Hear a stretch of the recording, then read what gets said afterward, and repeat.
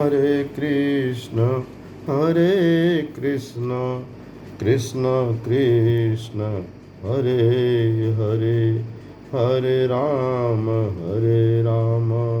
राम राम हरे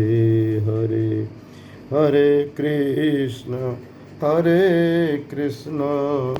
कृष्ण कृष्ण हरे हरे, हरे राम राम राम हरे हरे। हरे कृष्णा। देवियों एवं सज्जनों, मैं गोपाल माधव दास अपने YouTube चैनल गोपाल माधव दास पर आपका हार्दिक स्वागत करता हूँ। भगवान श्री कृष्ण से, राधा रानी से आपके कुशल मंगल की, आपके कुशल क्षेम की प्रार्थना करता हूँ।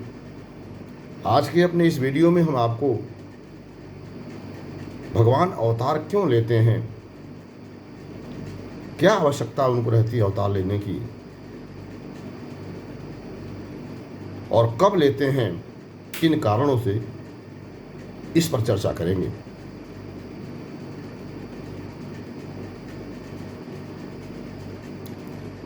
जैसा कि अवतार शब्द से ही यह अभिव्यंजित होता है, प्रकट होता है, स्पष्ट होता है कि अपने मूल स्थान से हट करके किसी कार्य विशेष के लिए, किसी समय विशेष के लिए, किसी स्थान विशेष पर जाना और अपने उक्त कार्य को उक्त समय के अंदर पूरा करके पुनः अपने मूल स्थान पर वापस आ जाना, विशेष करके ऊपर से नीचे आना, अवतार कहते हैं।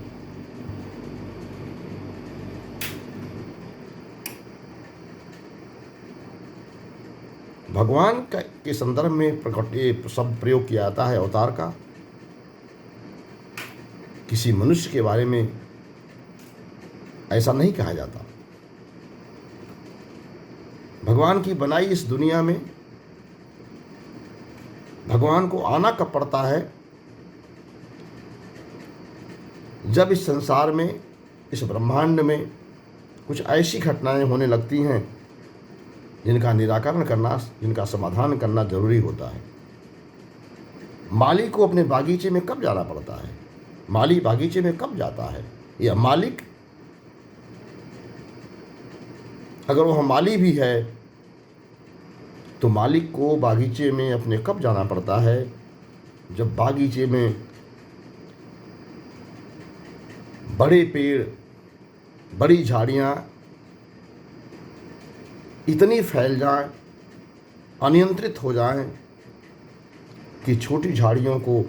छोटे पेड़ों को, आसपास के लोगों को, आसपास के वृक्ष वनस्पतियों को फलने और फूलने में, अपनी स्वाभाविक गति में अवरोध होने लगे। उसी प्रकार से भगवान इस संसार में तब आते हैं जब उनकी बनाई गई इस विश्व वाटिका में कुछ अधर्मी लोगों के द्वारा, कुछ पापाचारी दुराचारी लोगों के द्वारा, कुछ समाज विरोधी, कुछ राष्ट्र विरोधी, कुछ भक्त विरोधी, कुछ धर्म विरोधी लोगों के द्वारा भगवान की बनाई गई इस दुनिया को अपने हिसाब से चलाने की कोशिश की जाती है, उसे समाप्त करने की कोशिश की जाती है। तब भगवान उस कार्य विशेष के लिए, उस समस्या के समाधान विशेष के लिए इस संसार में अवतार ग्रहण करते हैं। रामचरितमानस में कहा गया है कि जब जब होहि धर्म की हानि, जब जब होहि धर्म की हानि, बाढ़हि असुर अधम अभिमानी, बाढ़हि असुर अधम अभिमानी, तब तब प्रभु धरि मनुज शरीरा, तब तब प्रभु धरि मनुज शरीरा, हरहि दया निधि सज्जन पीरा, तब तब प्रभु धरि मनुज शरीरा, दया निधि सजन पीरा। ठीक यही बात भगवत गीता में भगवान कृष्ण कहते हैं कि यदा यदा हि धर्मस्य ग्लानिर्भवति भारत अभ्युत्थानं धर्मस्य तदात्मानं सृजाम्यहम् तदात्मानं सृजाम्यहम्। रामचरितमानस में एक जगह कहते हैं भगवान कि अवतार भगवान कब ग्रहण करते हैं। तुलसीदास जी कहते हैं भगवान के लिए कि विप्रधेनुसुर संतहित लीन मनुज अवतार, यानी विप्र माने ब्राह्मण, धेनु माने गाय, सुर माने देवता, सज्जन अच्छे लोग। आज के संदर्भ में सुर का मतलब वह लोग जो राष्ट्र विरोधी नहीं, समाज के हित के काम करते हैं, जो जनहित में काम करते हैं, जो परोपकार में काम करते हैं, जिनके अंदर दैवी गुण हैं, जो देवत्व गुणों से युक्त हैं, और सज्जन, दुर्जन नहीं, दुष्ट नहीं। तो इन लोगों की रक्षा के लिए भगवान अवतार लेते हैं। जब जब इस ब्रह्मांड के किसी कोने में, संसार के किसी कोने में धर्म की हानि होती है और अधर्म बढ़ता है, भारत में जब जब धर्म की हानि होती है या विश्व में जब जब धर्म की हानि होती है, अधर्म बढ़ता है, तब तब भगवान किस लिए आते हैं? अभ्युत्थानम धर्मस्य, धर्म की रक्षा के लिए, धर्म की वृद्धि के लिए, धर्म की स्थापना के लिए और अधर्म के विनाश के लिए, दुष्टता के विनाश के लिए। तदात्मानं सृजामि अहम, तब तब मैं अपने को अपने से सृजन करता हूँ। यानी मूल भगवान मैं कृष्ण, मैं राम, मैं परमेश्वर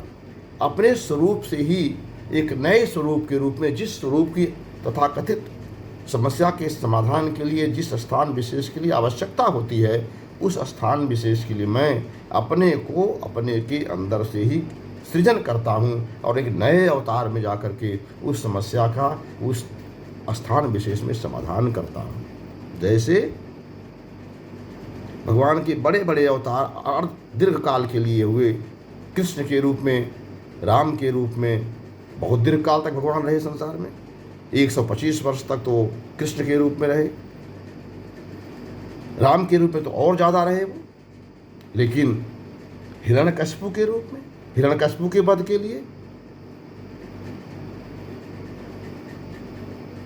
उन्होंने वाराह अवतार लिया, बहुत छोटा अवतार लिया।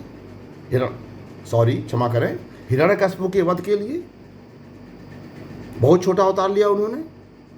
और नरसिंह अवतार लेकर के हिरण्यकशिपु का वध करके और अपने धाम को चले गए। हिरण्याक्ष के वध के लिए वाराह अवतार लिया, वो भी बहुत छोटा अवतार था। देवासुर संग्राम हो रहा था तो भगवान ने मोहिनी रूप अवतार लिया था। राक्षसों से अमृत कलश को लेकर के देवताओं को पिलाने के लिए,